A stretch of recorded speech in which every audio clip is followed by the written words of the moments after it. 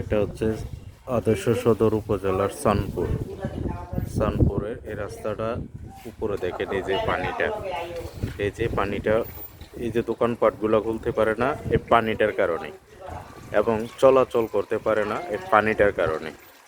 হ্যাঁ, কারণ এই পানিটা এমনভাবেই আপনার বাড়ে, সকাল থেকে আরও বেশি ছিল, পানিটা কিছুটা কমে আসছে।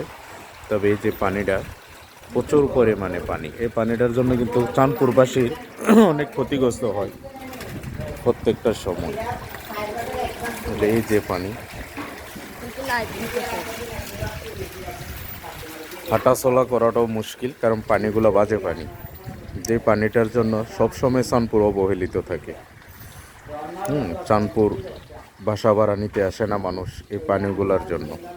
সব সময় এই পানিগুলোর জন্য চাঁদপুরের মানুষ ভোগান্তি থাকতে হয়। চাঁদপুরবাসীর সবচেয়ে বড় এটার জন্যই বেহাল দশা। সব সময় পানিটার জন্যই চাঁদপুরবাসীর ক্ষতিগ্রস্ত হয়। পানিগুলো হচ্ছে বাজে পানি। এই বাজে পানিগুলোর কারণে এই রাস্তা দিয়ে অটো দিয়েও আসতে পারে না, অটো ভাড়া নেয় প্রচুর টাকায়। আসলে এই চাঁদপুর কবে যে জলা শেষ হবে। এই যে দেখেন পানিটা, এই পানিটার নিচে কিন্তু আপনার প্রায় 14 ইঞ্চি না হয় 1 ফুট সিসি ডালাই, পুরাটা রাস্তা কিন্তু সিসি ডালাই।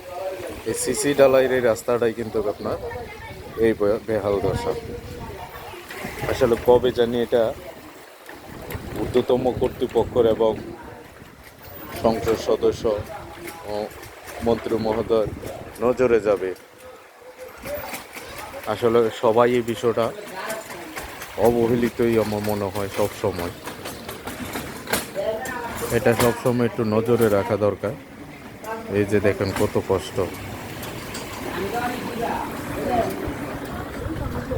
যাওয়াটা, এই যে খুব কষ্টদায়ক। এই যে দেখেন মানুষ কতটুকু কষ্ট করে ওঠা লাগে।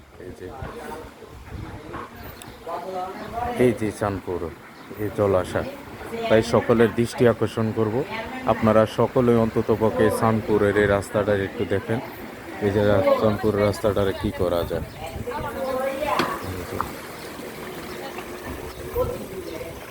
মানুষ অনেক কষ্ট শিখে,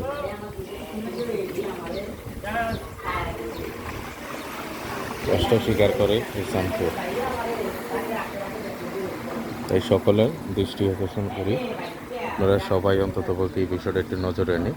সবাই এই রাস্তাটার বিষয় একটু নজরে নেবেন। তাই সবাইকে ধন্যবাদ। সবাই শেয়ার করে পাশে থাকবেন। আল্লাহ হাফেজ।